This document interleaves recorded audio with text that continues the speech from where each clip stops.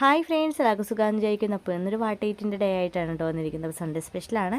രാവിലെ തന്നെ നല്ല കട്ടൻ കാപ്പിയാണ് കേട്ടോ കുടിച്ചത്. ഇടുക്കിയിലെ സ്പെഷ്യലാണ്, നല്ല ടേസ്റ്റി ആയിട്ടുള്ളൊരു കാപ്പിയാണത്. അപ്പോൾ അത് കുടിച്ചു. അത് കഴിഞ്ഞിട്ട് നമ്മൾ രാവിലെ ഇഡ്ഡലിയും സാമ്പാറും ചമ്മന്തിയാണ് ഉണ്ടാക്കിയത്. നല്ല കട്ടൻ ചായ ഉണ്ടായിരുന്നു. പിന്നെ കുഞ്ഞാപ്പിയും ചേട്ടായിയുടെ കടയിൽ പോയപ്പോൾ നമ്മുടെ ഉഴുന്നുവട വാങ്ങിയിട്ട് വന്നിട്ടുണ്ടായിരുന്നു. അപ്പോൾ ആ ഉഴുന്നുവട ഉണ്ടായിരുന്നു, അതിൽ നിന്ന് പറഞ്ഞാൽ അടിച്ചു വെച്ചിട്ടുണ്ടായിരുന്നു.